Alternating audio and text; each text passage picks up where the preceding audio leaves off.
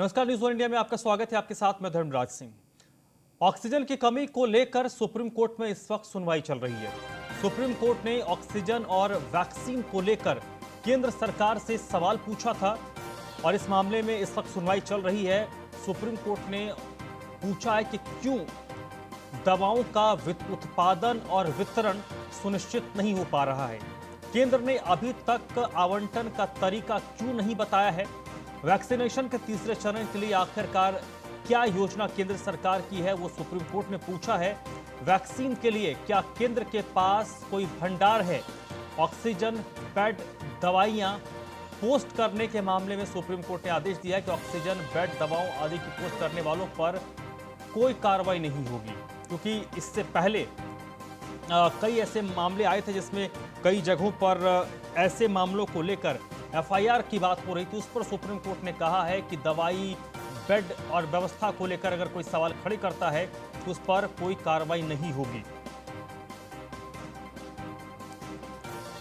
तो ये बड़ी बात सुप्रीम कोर्ट ने कही है। ऑक्सीजन, बेड और दवाओं को लेकर अगर कोई सोशल मीडिया पर कोई पोस्ट करता है तो उस पर कोई कार्रवाई नहीं होगी, पहली चीज। दूसरी बात कि सरकार के पास दवाओं के उत्पादन और वितरण का क्या प्लान है, वो प्लान सुप्रीम कोर्ट ने पूछा है। इस मामले में इस वक्त सुप्रीम कोर्ट में सुनवाई चल रही है।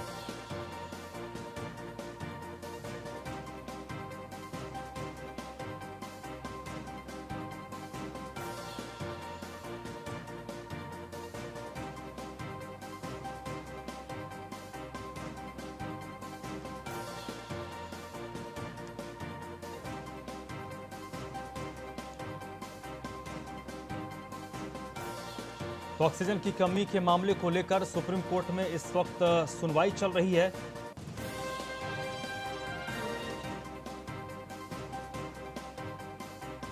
सुप्रीम कोर्ट में इस वक्त सुनवाई चल रही है, जिसमें सुप्रीम कोर्ट ने कई सारे सवाल केंद्र से पूछे हैं और उन सवालों के जवाब केंद्र की ओर से सुप्रीम कोर्ट को देना है। और आज कई कमेंट भी सुप्रीम कोर्ट ने किया है। मसलन दवाई, ऑक्सीजन की उपलब्धता को लेकर ऐसे जो पोस्ट सोशल मीडिया पर होते हैं, ऐसे किसी भी पोस्ट पर कोई कार्रवाई नहीं की जाएगी।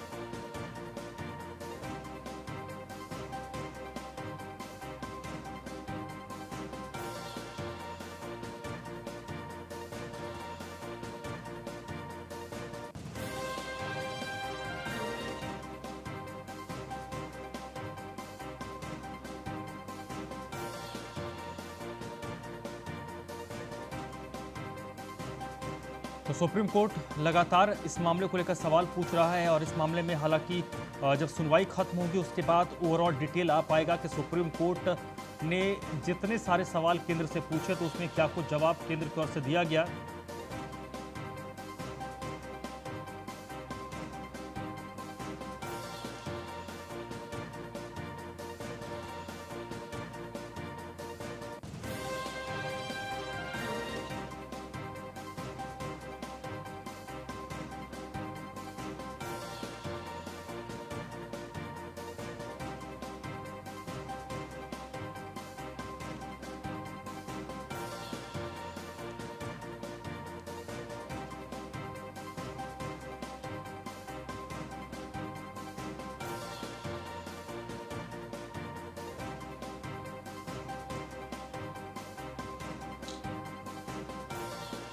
तो सुप्रीम कोर्ट में ऑक्सीजन की उपलब्धता को लेकर इस वक्त सुनवाई जारी है। सुप्रीम कोर्ट ने कई सारे सवाल केंद्र से पूछे हैं, उनका जवाब केंद्र की ओर से आज देना है।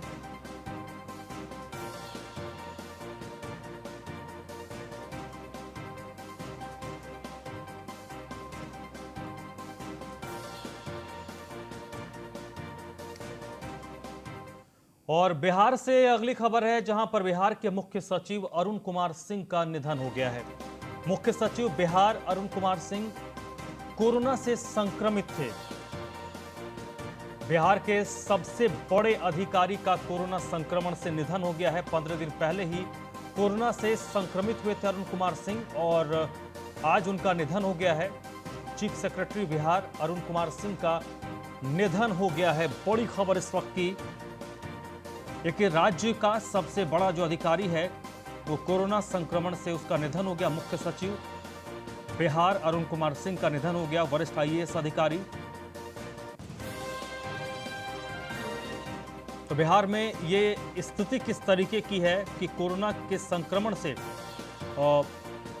प्रदेश का सबसे बड़ा अधिकारी की भी जान नहीं बची। 15 दिन पहले वो कोरोना से संक्रमित हुए थे और आज उनका निधन हो गया। अरुण कुमार सिंह बिहार के मुख्य सचिव थे और कोरोना से संक्रमण के बाद उनका देहांत हुआ है। 15 दिन पहले ही उनकी रिपोर्ट पॉजिटिव आई थी और लगातार कोशिश हो रही थी कि उनकी जो रिपोर्ट है वो नेगेटिव में तब्दील हो, लेकिन ये संभव नहीं हो पाया और आज संक्रमण के कारण उनकी मौत हो गई है।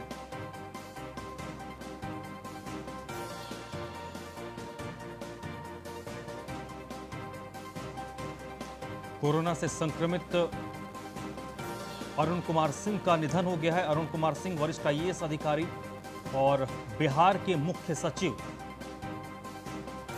थे जिनका निधन हुआ है।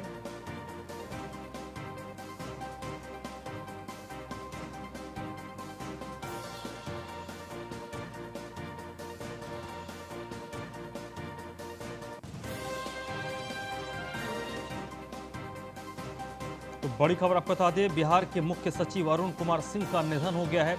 कोरोना से संक्रमित थे और 1985 बैच के आईएएस अधिकारी हैं। 1985 बैच के आईएएस अधिकारी अरुण कुमार सिंह मुख्य सचिव बनाया गया था और एक बड़ी जिम्मेदारी उनको बिहार सरकार की ओर से दी गई थी और मुख्य सचिव के कंधे पर इस वक्त कोविड के दौरान सारी जिम्मेदारी होती है कि वो अलग अलग जिलों के जो डीसी हैं और जिलाधिकारी हैं उनसे सामंजस्य बनाकर काम करें, लेकिन खुद संक्रमित थे। 15 दिन पहले वो संक्रमित हुए थे और आज उनका देहांत हो गया है। वहीं कोरोना नियंत्रण पर मुख्यमंत्री योगी की नई रणनीति है। मुख्यमंत्री योगी आदित्यनाथ ने टीम 11 का पुनर्गठन किया है और इस टीम 11 को नाम दिया है उन्होंने टीम 9। टीम 9 को मुख्यमंत्री योगी ने स्पष्ट तौर पर निर्देश दिया है कि आम लोगों को किसी तरीके की कोई दिक्कत ना हो, लोगों तक तत्काल मदद पहुंचाए। जो भी जिम्मेदार अधिकारी हैं, जिम्मेदार अधिकारियों की जिम्मेदारी सुनिश्चित होनी चाहिए।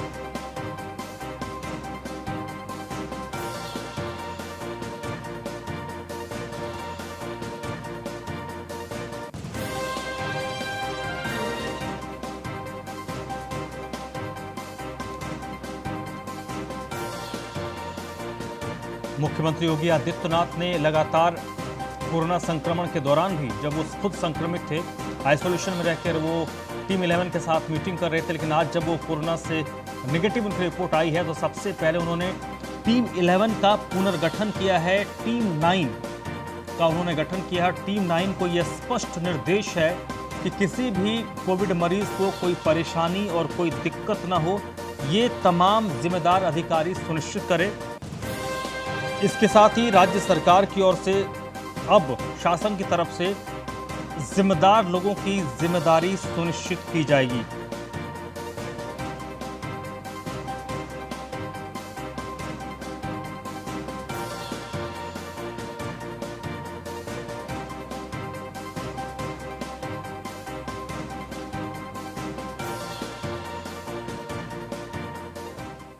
ग्रेटर नोएडा में अस्पताल के बाहर एक महिला ने दम तोड़ दिया। महिला को घंटों किसी अस्पताल में एडमिट नहीं किया गया और ग्रेटर नोएडा के अस्पताल के बाहर भी वो पहुंच गई, लेकिन ऑक्सीजन नहीं मिलने की वजह से महिला ने दम तोड़ दिया। महिला का पति लगातार अस्पताल प्रबंधन से ये गुजारिश करता रहा, ये गुहार करता रहा कि उसकी पत्नी को एडमिट किया जाए, लेकिन उनकी मांग को नजरअंदाज कर दिया गया। जिम्स अस्पताल के मुख्य गेट पर महिला तड़पती रही अपनी गाड़ी में, लेकिन महिला को एडमिट नहीं किया गया और आखिरकार महिला की अस्पताल के गेट पर ही मृत्यु हो गई। तो ये एक सच्चाई है। जिम्स अस्पताल के बाहर, ग्रेटर नोएडा का जिम्स अस्पताल, जिसके बाहर एक महिला ने अपनी गाड़ी पर दम तोड़ दिया। घंटों पति गुहार करता रहा कि उसकी पत्नी की तबीयत खराब हो रही है, उसको एडमिट किया जाए।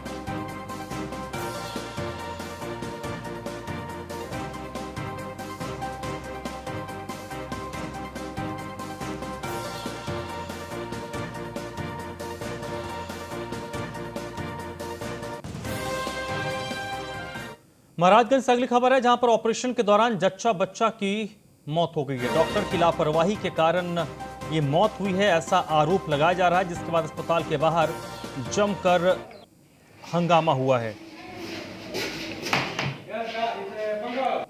राष्ट्रीय अस्पताल है जहां पर ये हंगामा हुआ है।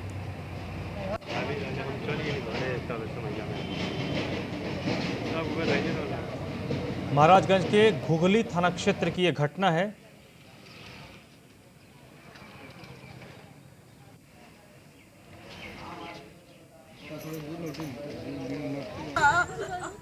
जहां पर जच्चा बच्चा की मौत हुई और मौत के बाद परिजनों ने जमकर हंगामा किया है।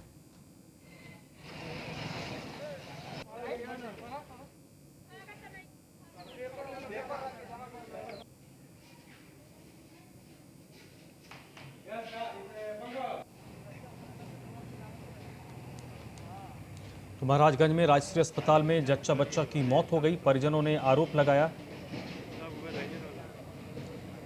कि डॉक्टर की लापरवाही के कारण ये मौत हुई है, जिसके बाद जमकर हंगामा हुआ। हालांकि इस दौरान जो अस्पताल का प्रबंधक था वो मौके से फरार हो गया, डॉक्टर भी मौके से फरार हो गया।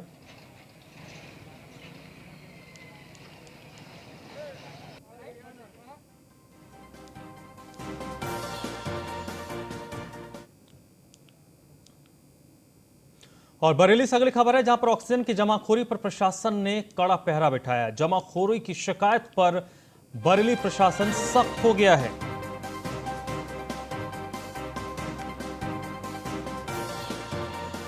लेकिन इसके बावजूद जिले में ऑक्सीजन की कमी है।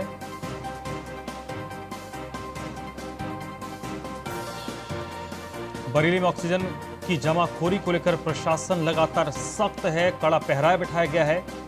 जमाखोरी की शिकायत पर लगातार प्रशासन की ओर से कार्रवाई की जा रही है, लेकिन फिर भी जिले में ऑक्सीजन की कमी बनी हुई है।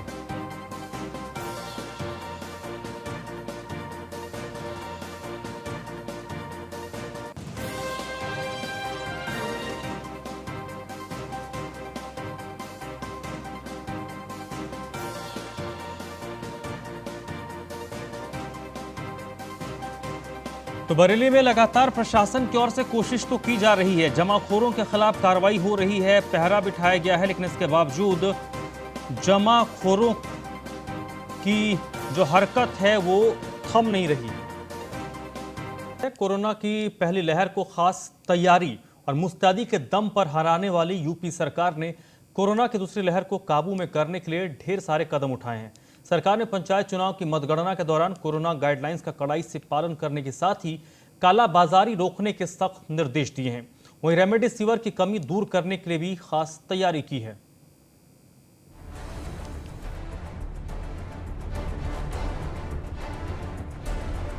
देश में कोरोना को लेकर कोहराम मचा है। ऐसे में मुख्यमंत्री योगी कोरोना की लहर की तरह दूसरी लहर को भी अपनी टीम के साथ खत्म करने के लिए जी जान से जुटे हैं। एक तरफ जहां कोरोना की रफ्तार पर ब्रेक लगाने के लिए सूबे में लॉकडाउन को एक दिन और बढ़ा दिया गया है, वहीं यूपी सरकार चुनाव के नतीजे वाले दिन भी कोरोना गाइडलाइंस को फॉलो करवाने के लिए सख्त नजर आ रही है। कोरोना के कहर को देखते हुए लखनऊ जिला प्रशासन ने पंचायत चुनाव की मतगणना के आदेश जारी किए हैं। दरअसल अब उम्मीदवार आरटीपीसीआर नेगेटिव रिपोर्ट आने के बाद ही मतगणना स्थल पर आ पाएंगे। प्रत्याशी बगैर कोविड नेगेटिव रिपोर्ट मतगणना में शामिल नहीं हो पाएंगे। प्रत्याशी और उनके अभिकर्ता को आरटीपीसीआर रिपोर्ट के बिना मतगणना केंद्र में घुसने की इजाजत नहीं होगी। इसके साथ ही 29 मई से पहले की कोरोना रिपोर्ट मान्य नहीं होगी। 2 मई को मतगणना से पहले आरटीपीसीआर नेगेटिव रिपोर्ट दिखाना होगा। इससे पहले पंचायत चुनाव के दौरान भी सूबे में कोरोना गाइडलाइंस को फॉलो करवाया गया। कोरोना की इस मुश्किल घड़ी में यूपी सरकार ने बचाव के लिए कई बड़े कदम उठाए हैं। राज्य में कोरोना संक्रमितों की बढ़ती संख्या को देखते हुए यूपी सरकार ने अपने सभी सरकारी कार्यालय में कार्यरत दिव्यांग और गर्भवती महिलाओं को घर से काम करने की छूट दे दी है। उन्हें जरूरत पड़ने पर ही ऑफिस बुलाया जाएगा।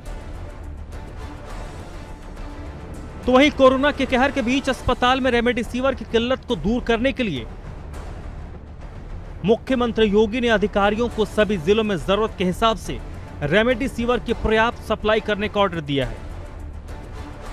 सूबे के लिए अच्छी खबर यह है कि यूपी को केंद्र सरकार ने 30 अप्रैल तक की अवधि के लिए रेमडेसिविर के 1,61,000 वायल आवंटित किए हैं, जिसमें 1 मई से दोगुनी तक बढ़ोतरी की संभावना है। ऐसा होने पर सूबे के अस्पतालों में हो रही रेमडेसिविर की किल्लत दूर होने में बड़ी सफलता मिलेगी। संकट के इस काल में दवाइयों की कालाबाजारी की खबरें मिलने के बाद मुख्यमंत्री योगी ने अधिकारियों को साफ निर्देश दिया है कि जो लोग कोविड दवाई की कालाबाजारी करते पकड़े जाएंगे, उनके खिलाफ एनएसए के तहत कार्रवाई होगी। कुल मिलाकर कह सकते हैं कि कोरोना की लड़ाई में जीत हासिल करने के लिए यूपी सरकार ने पूरी तैयारी कर ली है।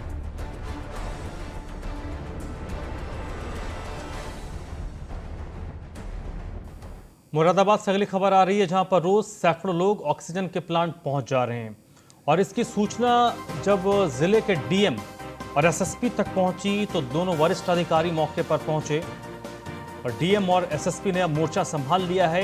डीएम राकेश कुमार और एसएसपी प्रभाकर चौधरी प्लांट पहुंचे और ऑक्सीजन प्लांट पहुंचकर लोगों को सख्त चेतावनी दी गई है कि ऑक्सीजन बाधित करने पर 302 के आरोप में मुकदमा दर्ज किया जाएगा। जिला प्रशासन ने सभी ऑक्सीजन सेंटर्स का भी निरीक्षण किया है।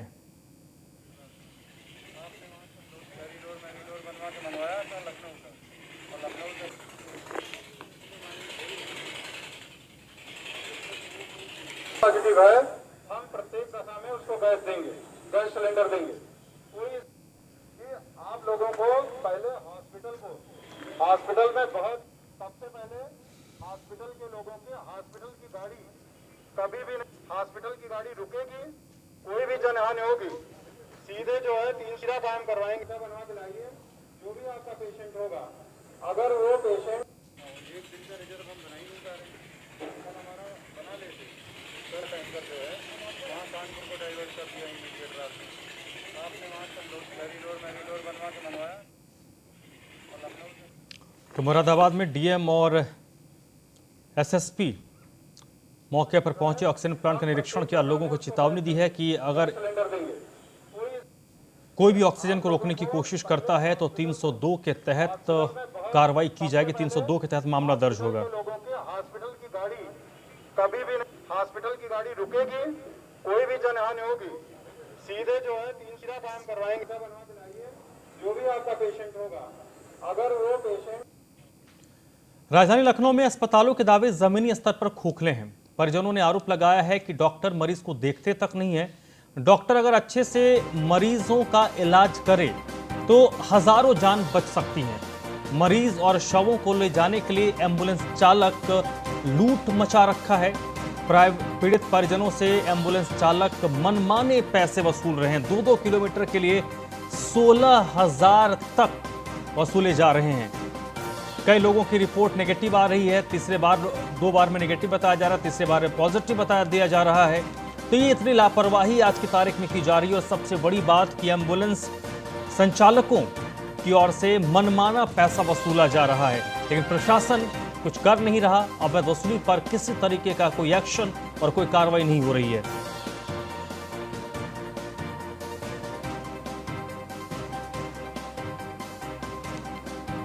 उत्तर प्रदेश सरकार कोरोना संक्रमित मरीजों को इलाज के लेकर चाहे जितने दावे कर ले, वो दावे जमीनी हकीकत पर क्या है वो हम आज दिखाएंगे। मैं इस समय मौजूद हूँ सिविल अस्पताल के इमरजेंसी के बाहर, जहाँ पर लगातार कोरोना संक्रमित मरीज आ रहे हैं। हालांकि ये नॉन कोविड अस्पताल है, उसके बावजूद भी यहाँ पर मरीज आ रहे हैं। उनके कुछ तीमारदार यहाँ पर मौजूद हैं, हम उनसे बात करेंगे कि क्या वाकई में सिविल अस्पताल के अंदर जो सरकार दावे करती है उन दावों के अनुसार इलाज मिल रहा है। सर, आपसे जानना चाहेंगे। जी, ऐसा है, यहाँ पे अगर डॉक्टर चाहे, अगर ठीक से मतलब उनके मन में आए कि हमें इलाज करना है, तो वो कोविड पेशेंट का इलाज यहीं कर सकते हैं, कहीं जाने की आवश्यकता ना पड़े। क्या नाम है? मेरा बेटा ख़त्म हो गया यहीं अभी सिविल में, और यहाँ कोई कह रहा 2,000 रुपया दो एम्बुलेंस के, कोई कह रहा 1,500 रुपया दो, और सिविल डिपार्टमेंट कह रहा मेरे पास एम्बुलेंस नहीं है, ना हॉस्पिटल इस चीज़ का। बताओ, बॉडी हम कैसे लेके जाएं? अभी तक कोई इलाज नहीं हुआ उसका। ना कोई डॉक्टर है ना कोई नर्स है। जब आदमी मर जाता है उसके बाद आते हैं ट्रीटमेंट झूठ मूठ करने, तब ऑक्सीजन इनको मिल जाता है, सब कुछ मिल जाता है। आदमी जिंदा है जब तक ऑक्सीजन नहीं है सिविल में। मरने के बाद सब कुछ है। ये एक पिता का दर्द है जो साफ झलक रहा है, जो अपने बेटे की लाश को ले जाना चाहते हैं, लेकिन अस्पताल प्रशासन की तरफ से ना तो एम्बुलेंस मुहैया कराई जा रही है। इनका ये भी कहना है कि कोई 2000, कोई 5000, कोई 3000 नहीं लिखेंगे। मांग कर रहा है। ऐसे में ये सवाल जरूर उठता है कि सरकार, ये इनसे भी पूछ लेते हैं, ये एम्बुलेंस चालक, इनसे बात कर लेते हैं। भाई साहब, आपसे जानना चाहेंगे कहाँ तक ले जाने का 2000 रुपये मांग रहे हैं? है भाई, कहाँ तक ले जाना है? हमने 2000 निकाला था, 1500 रुपये कहा था। कहाँ ले जाना है? ये नरही बता रहे कहीं। नरही? हाँ। नरही ले जाने का 1500 जी, कितने किलोमीटर है नरही यहाँ से? ये पता नहीं मुझे। नरही की दूरी यहाँ से 2 से 3 किलोमीटर है, उसका 1500 रुपये आप चार्ज कर रहे हैं। क्या आपको डर नहीं लगता कोरोना से? आपके परिवार में कोई बीमार नहीं हो सकता? अरे सर, हम पहली बार तो लेने आए नहीं थे, ये किसी और को मैं लेने आया था। मैं इनको लेने नहीं आया था, मैं दूसरे को लेने आया हूँ। मैं दूसरे को पेशेंट को लेने आया था मैं, तो ये एग्जैक्टली कहने लगे, जबरदस्ती करने लगे। तो मैंने कहा भाई सर मैं जाना नहीं है, 1500 रुपये पड़ेंगे। तो बोलिए, तो इसलिए बोला। कोरोना संक्रमण काल में हर कोई परेशान है, लोगों की मदद करिए। उसके बाद अगर उनके मरीज को आपको 2 किलोमीटर छोड़ना है तो 1500 रुपये चार्ज करना वाजिब है। अरे मुझे जाना ही नहीं था भाई साहब, मुझे जाना ही नहीं था। ये चीज़ ये सरकार के नियमों को धत्ता बता रहे हैं। साफ तौर पे ये कहा जा सकता है कि 2 से 3 किलोमीटर अगर किसी मरीज को ले जाना है, लाश को ले जाना है, उससे 2 से 3000, 5000 रुपये एम्बुलेंस चालक लूट रहे हैं। ऐसे में ये कहा जा सकता है कि सरकारी तंत्र पूरी तरीके से फेल है। परेशान लोग दर की ठोकरें खा रहे हैं। इसका जिम्मेदार आखिर कौन होगा? अस्पताल प्रशासन होगा या उत्तर प्रदेश सरकार होगी या उत्तर प्रदेश के मुख्यमंत्री योगी आदित्यनाथ? तो लगातार इस तरीके की तस्वीरें राजधानी के तमाम जगहों से सामने आ रही हैं, जहां पर एम्बुलेंस की कमी है, इलाज का अभाव है, वेंटिलेटर नहीं है, दवाइयों की कालाबाजारी हो रही है, ऑक्सीजन नहीं है। आखिर इन सब का जिम्मेदार कौन है? ये सिविल अस्पताल के बाहर लगातार लोग यहाँ पर परेशान हैं और अपने अपने मरीज को बचाने की जद्दोजहद में लगे हुए हैं। फिलहाल देखने वाली बात यह होगी कि उत्तर प्रदेश के मुख्यमंत्री आज कोरोना संक्रमित थे, वो आज ठीक हो गए हैं। क्या वो इस मामले का संज्ञान लेते हैं जो लगातार एम्बुलेंस चालकों के द्वारा जो मरीज हैं उनके परिजनों से लूट की जा रही है, उस पर किस तरीके से रोक लगाएंगे? वीडियो जर्नलिस्ट समीर के साथ Nilesh Chauhan, news on India, Lucknow. इस बुलेटिन में फिलहाल इतना ही।